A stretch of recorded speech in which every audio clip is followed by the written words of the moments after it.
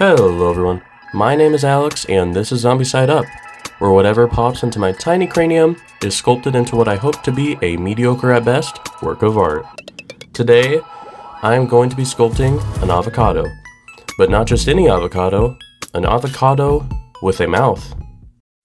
To start off, I am going to get a bunch of aluminum foil to bulk up the inside of the avocado. This way I don't spend a bunch of my precious clay on building up a very thick avocado. Once I am done with that and I have a general shape that is not bigger than what I want to sculpt, I am then able to move on to the next step. I get some clay, carefully roll it out, and I am ready to put it on the avocado.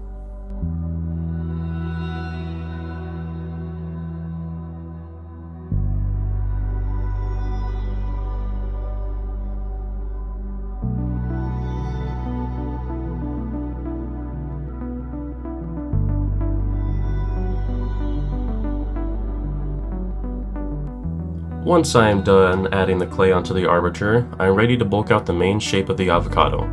I do this so that when I add the future texturing to the avocado still looks like it has the shape of the avocado I'm looking at. Which brings me to my next point. For this sculpture, I went and bought a avocado from my local store. I'm going to use this as a direct comparison to my sculpture. I suggest doing this with anything you sculpt if you're able to. I have found this is the best way to get the best results. What I am doing here is pointing out all the raised areas on the avocado so that I can then add those onto my sculpture. To do this, I am going to roll out some snakes of clay, cut them into pieces, and then add them onto my sculpture.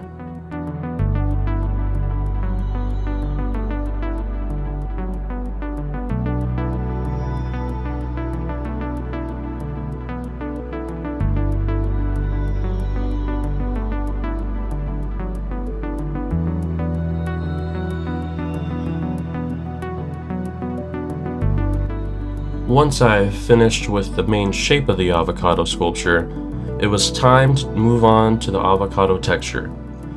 I do this by making my own texture roller. Now, I know you can buy some texture rollers online or at the stores, but it is quite simple to make your own. First, you're going to want to get a ball of clay, then do this pinching motion to turn it into a mushroom. And then after that, you can put whatever texture you want on top of the mushroom. Remember, if you add bumps on the top of the mushroom, it will put indents in the sculpture. So keep that in mind when making your texture roller. And you can also use a texture roller to then make another texture roller, which will be the opposite of the first one.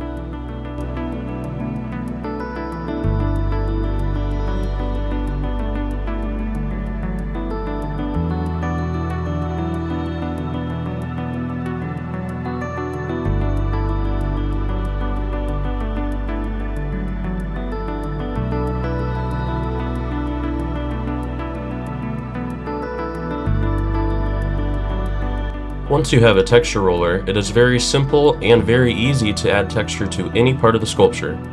All I'm going to do is do a rolling motion throughout the whole sculpture with the texture roller, and even if I overlap where I already put texture, it turns out just fine. That even adds some very needed variety to an organic looking shape.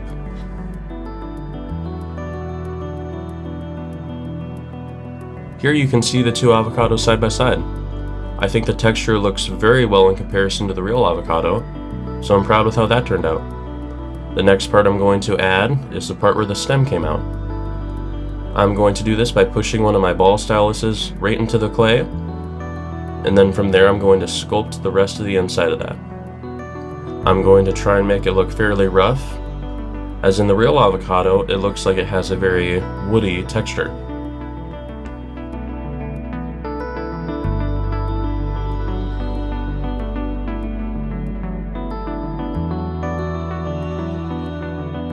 Once I'm done with that, I'm going to get out my reference picture so I can figure out where I want the mouth to go.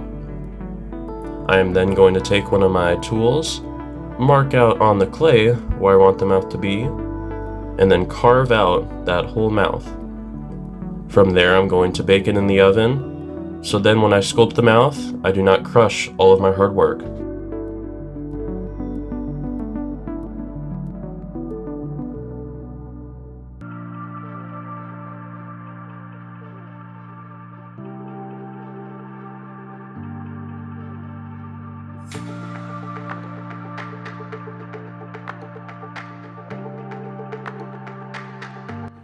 Once it is out of the oven, and I do a quick check of the hardness of the clay, I'm then ready to start taking out a lot of the tin foil from inside the mouth. I did not do this before I baked the clay, because I did not want to squish any of the detail I spend many hours of my life on.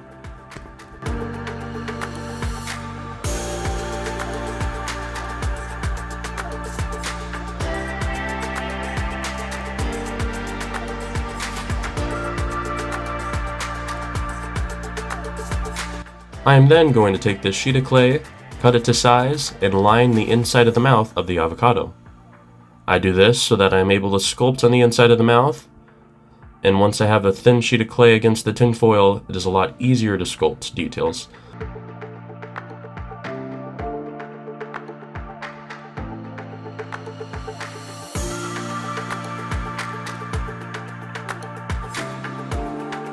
After the mouth is all thoroughly filled with clay, I am then going to roll out some very thin snakes of clay. I'm going to use these to build up the lumps and wrinkles inside the mouth, and that is going to add a lot of needed detail that will be harder to get to once I add more of the details.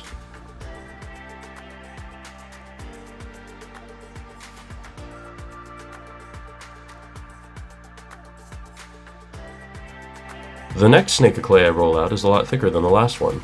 This is because I'm going to add very beefy lips to this avocado. I want to do this so that it scares anybody who looks at it, and anybody who is unfortunate enough to have glanced in its direction. One thing I would suggest when adding something like this onto your clay models after you baked them is to use a product called Bacon Bond.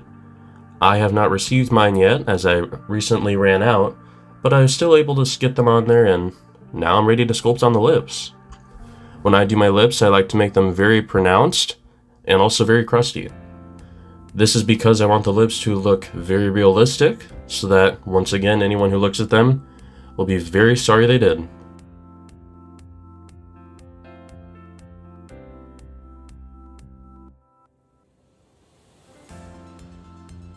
Once I am done with all parts of the lips, I am ready for the next step.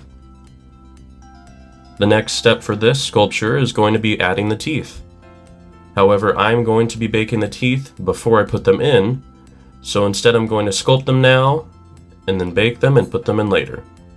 Here I'm going to show you my process for sculpting this avocado's teeth. I find that all teeth are created differently. So, you could use this style for your teeth, or you could come up with your own. That's the great part about making monsters, is nothing on them looks normal. I try and make these teeth look very used, very worn. They have a lot of cracks.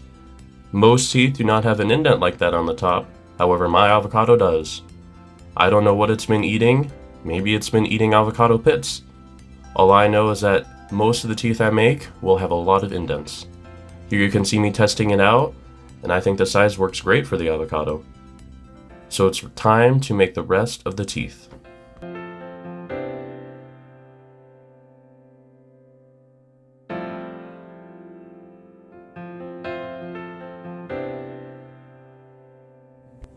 The next part of the sculpture is when I add in the beefy gums. I do this so that I have somewhere to poke all the tiny teeth into.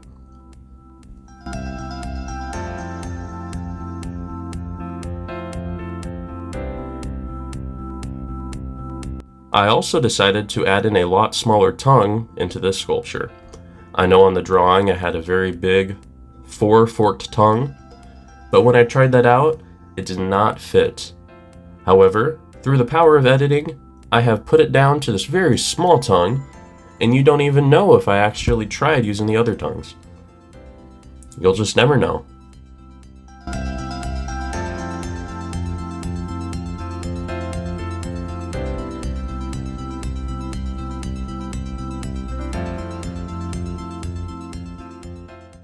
After baking and making sure all the gums and the rest of the mouth is set in place, I'm then going to pull all the teeth back out. This is so that I am able to paint the whole inside of the mouth, and then I will add the teeth in later.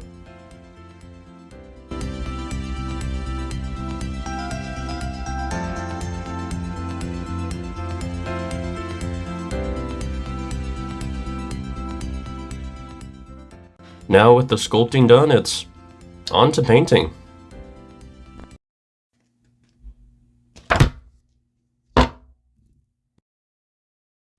After almost breaking the avocado by slamming onto my desk, it's time to bring in the star of the show, the real avocado. I'm going to use this to hopefully try my best to color match to the real avocado. This is very difficult, and it will not be perfect, but that is what I'm here for.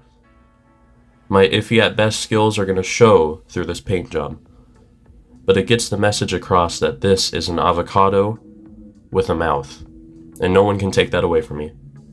So after I add in the base coat, it's time to move on to some of the washes that will add in some of the brighter colors of the avocado.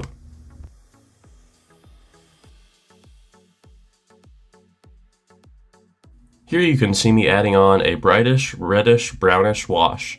I do this so that hopefully I can tint the base color to more of a red color. Here you can see that the wash has dried, and there is definitely a difference between that and the base coat. So with that, I think it's time to move on to a green wash for the other parts of the avocado.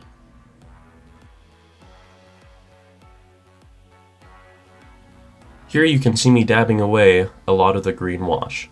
I do this on purpose to sort of dilute the green color, so it does still have that bright green color, but it is not as overpowering as it would be without dabbing away. I think this matches the avocado to the best of its ability. Once I am done with adding those washes, I'm going to move on to a wash for the inside of the mouth.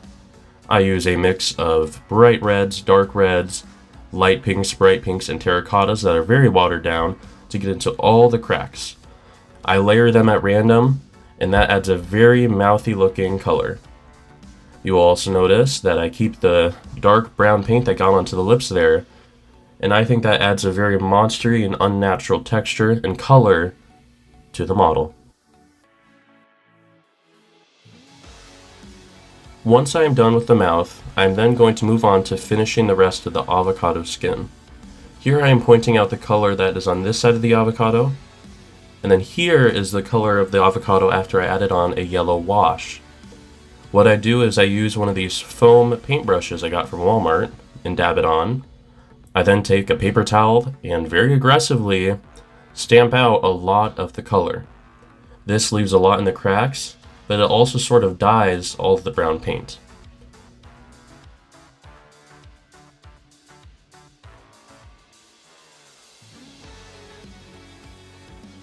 The last part of coloring the avocado is adding in all the yellow dots.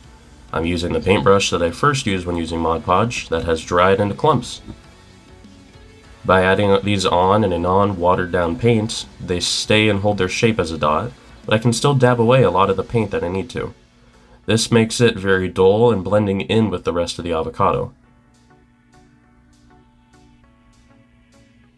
Once I'm done with that, the last part I have to do for the avocado is paint the inside of the stem area. That just gets painted a light brown and then some dark brown, and that's all done. The last part I have to paint are all of the teeth.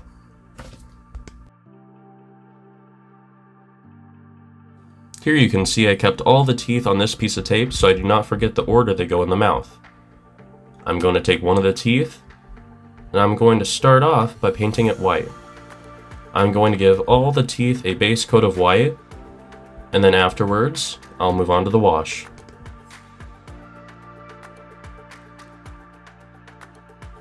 Here you can see me adding on the wash. I do this so it seeps into all the cracks, but it also dyes the white tooth to a darker, ickier brown. This is going to make the teeth look a lot more used, or not taken care of, and like a monster's tooth. I am going to, instead of using a foam brush, use a paper towel to wipe away most of the paint. And after that, I'm going to finish the rest of the teeth. So, with the teeth done and out of the way, it's time for my favorite part of any sculpture, which is adding on all the saliva and gross mouthy bits. This is done using my favorite material, Mod Podge Gloss. I did a lot of research trying to figure out what varnish I should use. A lot of people were saying this does not work good for sculptures, but from what I've seen so far, it dries within about 30 minutes, and it's dry to the touch, and it's glossy. So I cover the whole mouth in it. Once that is done, I'm ready to add on all of the teeth that I took off previously.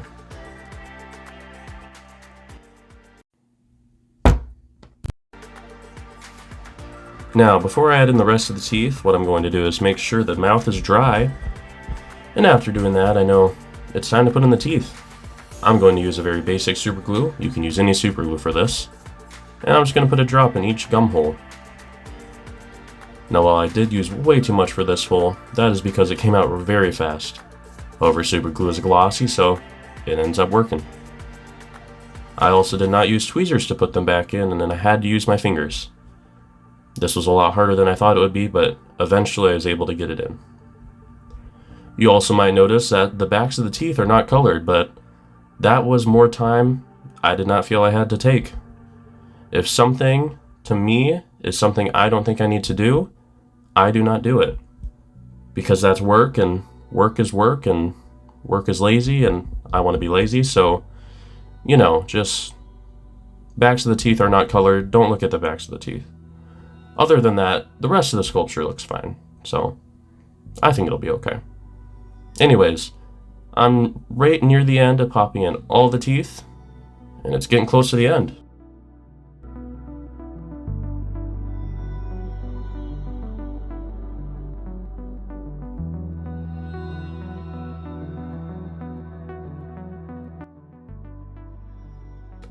After waiting for about an hour for the super glue to dry fully, it is time to add the last layer of Mod Podge. I want to do this because I want the teeth to be shiny, and it will also add some extra gloss to the rest of the mouth. This is a very quick process, and I just layered it on all throughout the mouth. And with that, it's time to check out the final look of the avocado.